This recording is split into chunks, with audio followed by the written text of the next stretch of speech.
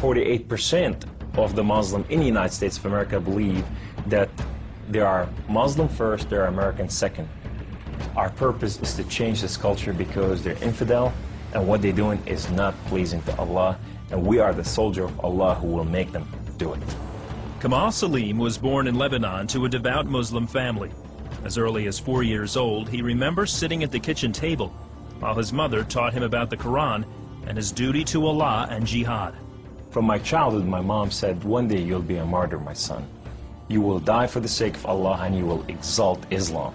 She said, if you kill a Jew, my son, your hand will light up before the throne of Allah, and the host of heaven will celebrate what you have done. Kamal was 7 when his parents sent him to Muslim training camps to learn to use weapons and engage and kill the enemy. The boys were also taught another, more subtle form of warfare. We were training for what's called culture jihad, which is shifting cultures. Culture jihad is, it's unlike the sword, unlike the rifle, it is the jihad that will come into your world. By his 20s, Kamal was chosen to wage cultural jihad on America. In Islam, liberty, freedom, monarchy, all these are idols, and these must be brought down.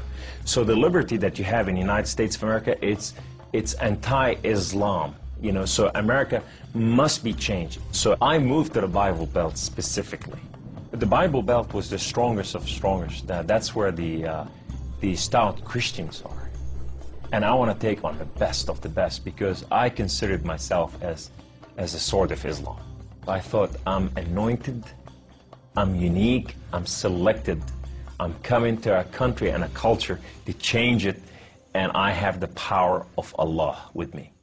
In the early 1980s, Kamal entrenched himself in a small Midwestern town. He began targeting men from poor neighborhoods to recruit them to the Muslim faith. But one afternoon, his life would be in the hands of those he hated the most. I was going from one place to another to do a recruitment, and that day I had a car wreck. The car wreck was so severe, I ejected out of my car, landed on my neck, broke my neck in 2 places. This man came running to me, and he said, don't worry, we're going to take care of you, and everything's going to be all right. The ambulance came and picked me up, and now I go to the hospital. The orthopedic surgeon in the emergency room looked at my chart, and he just said, son, we are going to take care of you, and everything's going to be all right. The second day, I wake up in a hospital, and this head of physical therapy come and read my chart, and he turned around and he said the same thing, word for word, we are going to take care of you. At first, Kamal was frightened by their words, because these men were all Christians. You see, in terrorism, if they said we're going to take care of you, you'd better run. Surgeries to repair Kamal's broken neck were successful, but recovery would take weeks. After being discharged from the hospital, he would need someone to care for him while he recuperated. Kamal had no one, so the orthopedic surgeon opened up his own home to this stranger. In his home, they put me in the choicest room, in the most beautiful thing. I became like part of their family. They didn't see me any different, and now they have a basket set for Kamal. They put in money to free my bills from the hospitals. Kamal was overwhelmed with the outpouring of Christian love. As he recovered, he began to help out around the house with cooking and cleaning. They have Jewish friends, they came from Israel, that they support, you know.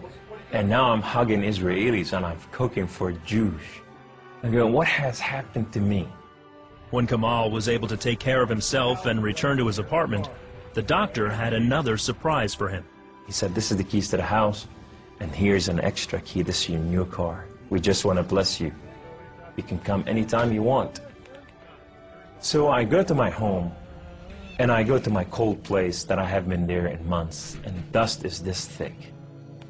And I just gotta settle this issue with my God to know that if it's real or not. So I walk inside, I shut the door, I go right in the eastern window, and I fall on my knees, and I put my hands to the heavens, and I cry up to my God. Allah, Allah, my Lord and my King, why have you done such a thing to me? I'm okay with the car wreck. I'm okay with all this, but why did you put me among Christians? I'm confused. These Christians and Jews, they're good people. There's nothing wrong with them. They don't want to kill us. They're not the same thing that I learned about them. Allah, these people have relationship with their God. These people, they cry out to the God and they answer them. I want to hear your voice. I want to hear you love me. If you're real, speak to me. I want to hear your voice. Just guess what Allah said that day? Absolutely nothing. Kemal felt that because he questioned his faith, the honorable thing to do was to end his own life.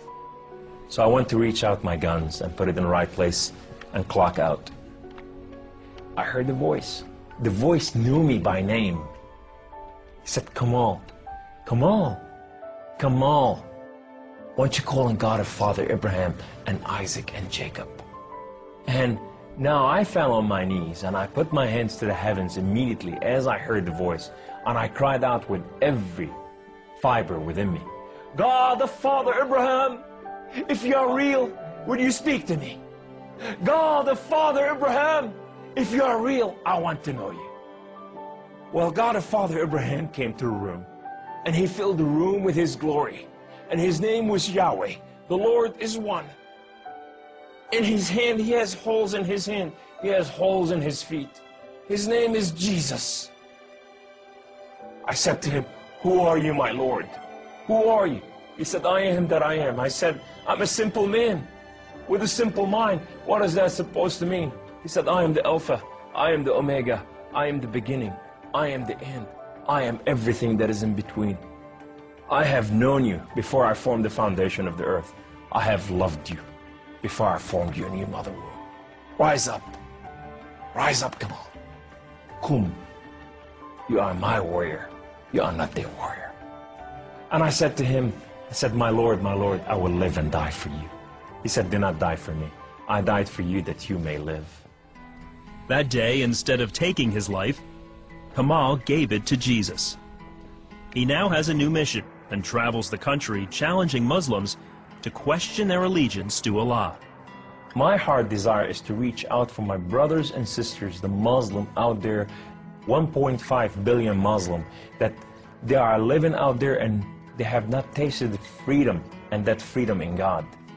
It's been over 20 years since Kemal left the Islamic faith, and even threats of violence and death cannot stop him from sharing his story.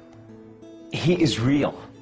You know, and if you never experienced God before in your life, if you never tasted God, and if you think you got nothing to lose, when you're sitting in your home, whether you're a Muslim or a non-Muslim or a non-Christian or whatever you are, say, call on God of Father Abraham and Isaac and Jacob, and you say, if you are real, speak to me, I want to hear your voice.